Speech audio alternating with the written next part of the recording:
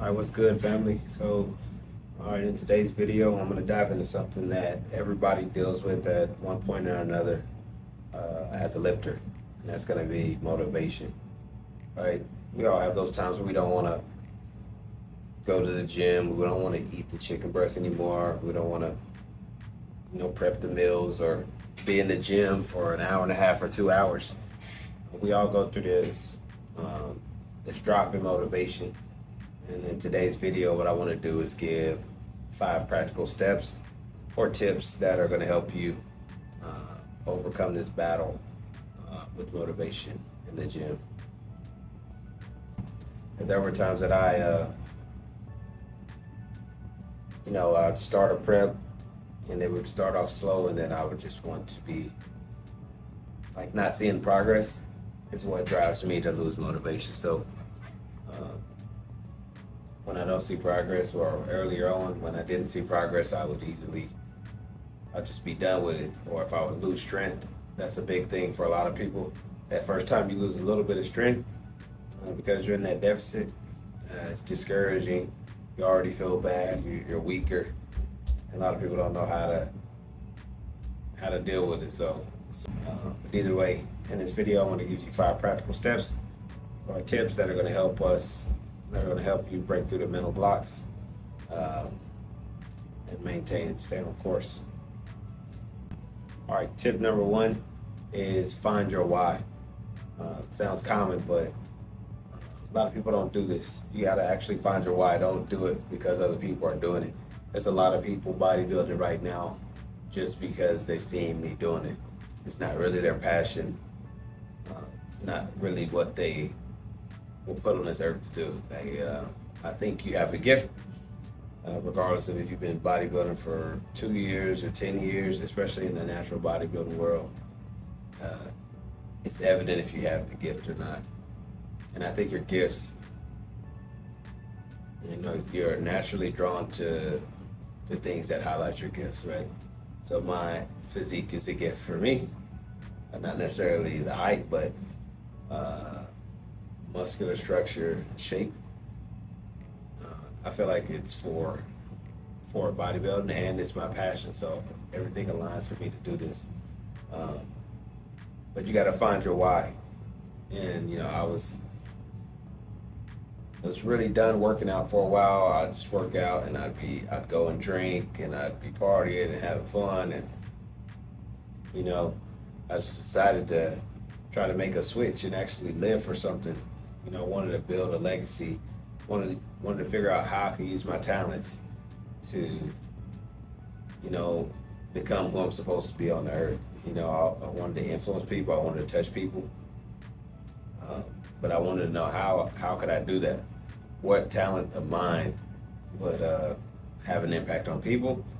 And I found out it was fitness. That's one of the only things that I knew how to do. Ever since a young kid, I've always been athletic. Like in a group, I'm always in the top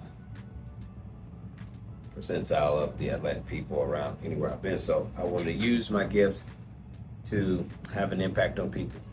And that's what I wanted. That's why I got into bodybuilding. I originally did my first show just to showcase myself, and then eventually get clients. So that's what I did. That's exactly what I did. Once I put myself in the show, I did have a trainer. I got Adam Atkinson. I got him to train me for a show, at least do my diet. And then I started self-coaching again, and once I did well in a couple of shows, got a natural pro card. Now I was able to get some clients, get other people in shows, right? Which is the ultimate goal for me. That's what I wanted out of the deal, was to just be able to coach and help people become the best versions of themselves. So you gotta find your why, right? So what I'm asking you to do is pause the video and then really think about it and write it down. Right? Note takers are money makers, right? So pause the video, write down your why, or figure it out, because there's no point in continuing from here if you're just doing it because everyone else is doing it. Find out why you're drawn to it, why you want to do it. All right, the second tip, and everybody's heard it before. I've made videos about it before, but it's absolutely necessary that we talk about it, and that's the SMART goal. That's SMART. That's specific, measurable, achievable, relevant, and then time bound, right? So you have to have you have to have measures in place, not just wishes. That's what a difference between a goal and a wish is, the measures that are in place that are going to ensure that you get there, right? Like, so going down the list, we got specific. You need to have a specific goal, not I want to lose weight. I want to lose 10 pounds. That's a specific goal. Measurable, you know, how much weight is 10 pounds, right? Achievable, it's absolutely achievable to lose 10 pounds. And then relevant, what is it going to do for you? To feel healthier, to feel stronger, to look better. That's what makes it relevant. Then time bound, I want to do this in 5 weeks, you know, something reasonable. So that's SMART. Another example, I want to grow bigger arms, right? I want to grow bigger arms by adding 1 inch to my arms in 12 weeks by training them 3 times a week. That right there is an example of a SMART goal. All right. So you have these bigger goals. When you do these SMART goals, it allows you to break it down into smaller little digestible checkpoints, I guess I would say. So instead of trying to just go straight 10, let's go, if we got 5 weeks, let's go 1.5 pounds. I didn't do the math on that, but like 1.5 pounds a week. Figure out how you can lose 1.5 pounds a week instead of focusing on the larger goal of 10 pounds. But that's huge. And a SMART goal will help you attack it in that way instead of constantly focusing on the mountain. You start to focus on taking sections of that mountain, boom, next section, boom. By the time you know, you'll be up at the top of the mountain at the peak, right? All right, now the third tip is to find your tribe, bodybuilding or just being in the fitness community. If you're really trying to be in that community, it's hard to do it by yourself, man. It's hard alone.